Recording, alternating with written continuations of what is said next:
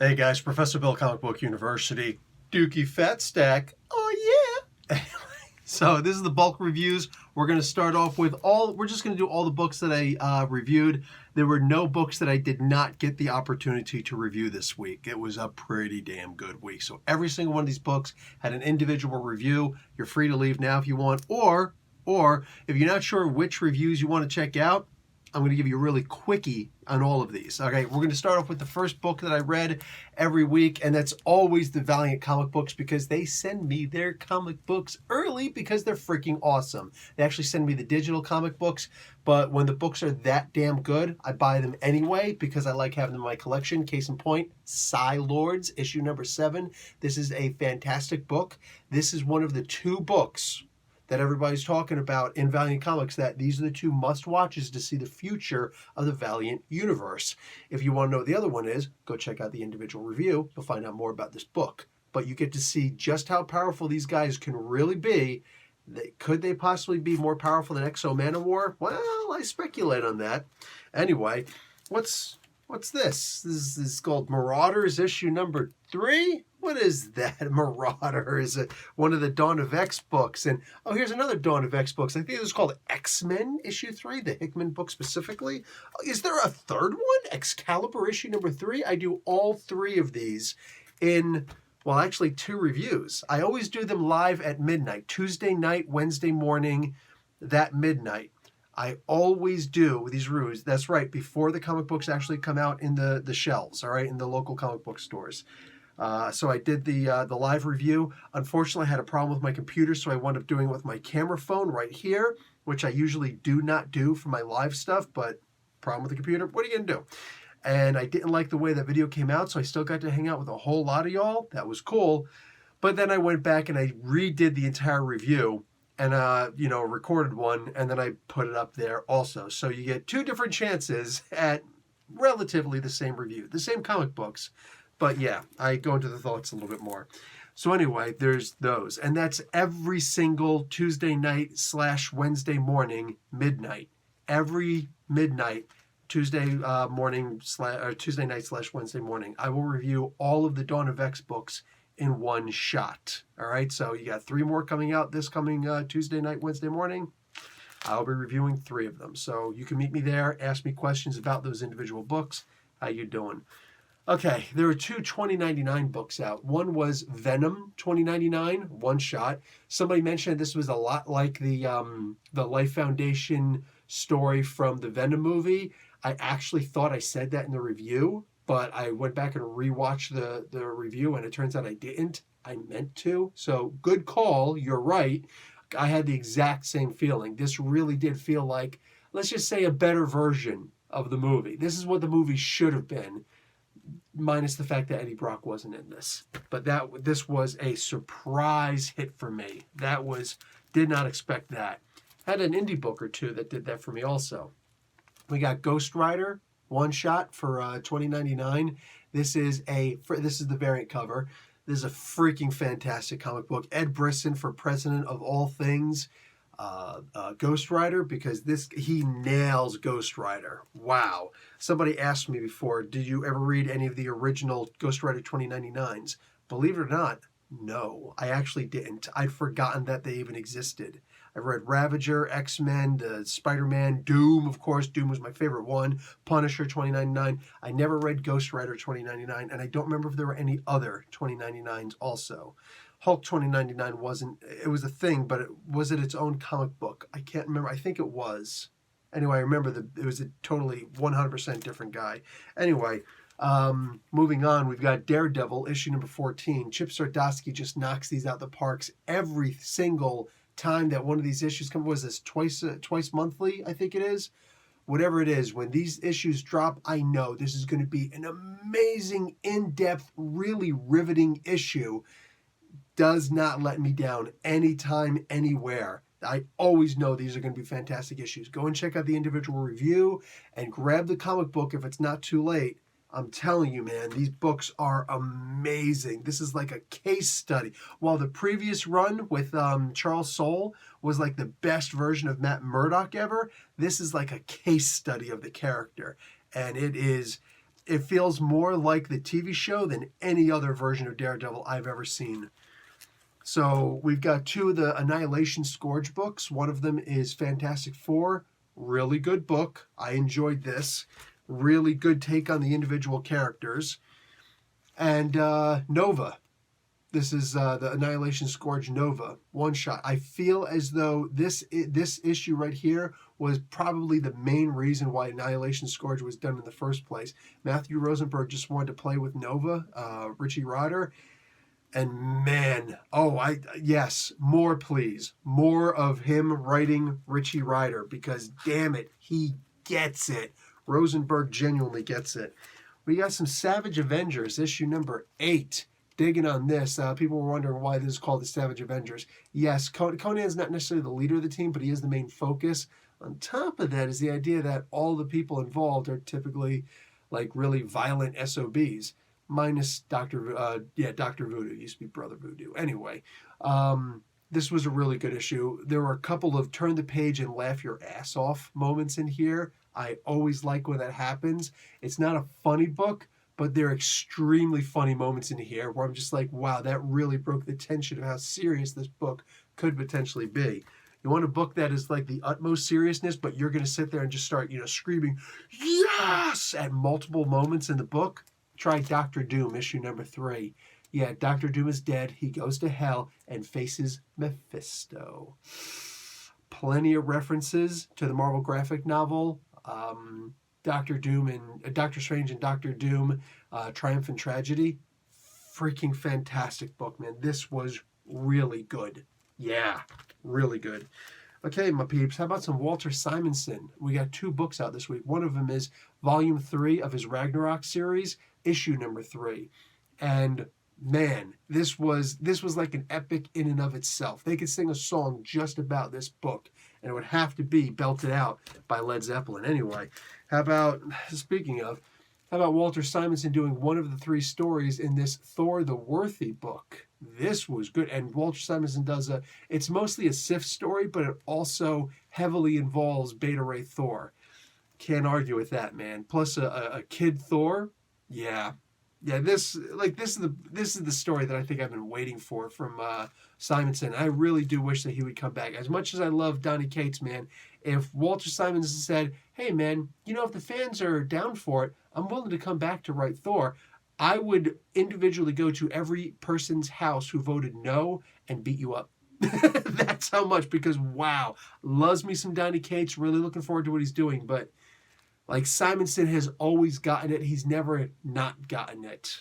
Man, love his take. There are also 2 other really good stories about Thor in there, just saying, but Simonson. Okay, how about some Swordmaster, issue number 6 of, I believe, 8. There are only going to be 2 more of these stories. No more of the backup story in here by Greg Pak and Ario Anindito. That story is actually going somewhere else. Go and check out that individual review for more of that. Also, Ario Anindito, the artist for the backup story in here, just recently commented on that video. So if you guys want to say hi, follow him on YouTube and all that good stuff, hey, I wouldn't be adverse to that. Just got finished doing this review a little bit earlier. I was putting it off because I really didn't think I was going to like this. But Suann McGinnis, one of the 2 moderators that I have here at Comic Book University, she is alumni extraordinaire. Yeah, she recommended this book to me, so I'm like, all right, fine, I'll check it out. And I tried to put it off. I tried to, I don't think, maybe I'll just skim it and do it in the bulk route. Nope, I loved this book. Love this book. Go and check out more about what this book is. It's a lousy 4-minute and 12-second video, I believe. Go and check out this the review for this if you didn't already buy the book, and then buy the book. Because, yes, we need more superhero in the future stories, not in Marvel and DC. That was excellent. This book right here, Angela del Morte. I was not expecting this to be any good at all. In fact, I did when I make my thumbnails, I make the thumbnails for all of my videos usually on like a Sunday or a Monday at the absolute latest. I didn't make a thumbnail for this. And okay, I just had to wind up making one afterwards. Comixology didn't check this book out. Like, I couldn't find this anywhere else. So when I actually saw the book itself, on the shelves. I'm like, you know what? I like giving new comic book companies a chance, or at least, you know, small, lesser known comic book companies and lesser known stories, brand new stories, a chance. I'll at least read an issue 1 if I know I'm going to have the time for it. I'm so glad I did. I absolutely loved this story. This is non-superhero sci-fi comic book. We don't get enough of those, and you know that. This one, worth it. How about Dark Ark After the Flood? So this is volume 2 of Dark Ark, issue number 2. It was a fun story, but I had an issue with it. Go check out that individual review for more on that. I try not to drone on about it too much, but it was a really big deal to me. We just, is what it is. If you want to go and check out my review on Pornhub for Cave Woman, I actually open up the book and I show you, you know, all the risque, cool stuff that happens inside of this. I also point out some of the bad art that's, and there's only one thing that's actually drawn bad in the book, and it looks a lot worse than what's here on the cover, the smiling Paradon. Anyway, but for the most part, the book is beautiful, beautifully drawn, expertly handled. And there's actually a story amid all of the nudity that's in the book, because that's what the book is. Anyway, I'm a huge fan of Emerald Press. Huge fan of what they do. And I love the idea that there's always a good story there with, you know, a couple nice pictures to look at, I'm just saying. And it's not like, it's like a rated X book. It's not like a triple X book. So you don't see any of that. It's not like that. Anyway, let's talk about, oh, here we go. There we go. I always get a lot of dislikes for this, but I'm always happy to see that I get more likes, because it's just a comic book, man. It's just a comic book, for crying out loud. Alexandria, Ocasio-Cortez, and the Freshman Force. So you got the whole squad on here.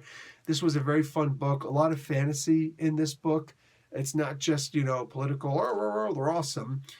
These guys are usually pretty fair, and they'll sometimes make fun of these characters also. There was a little bit of making fun in here. Ilhan Omar gets a little of it in here.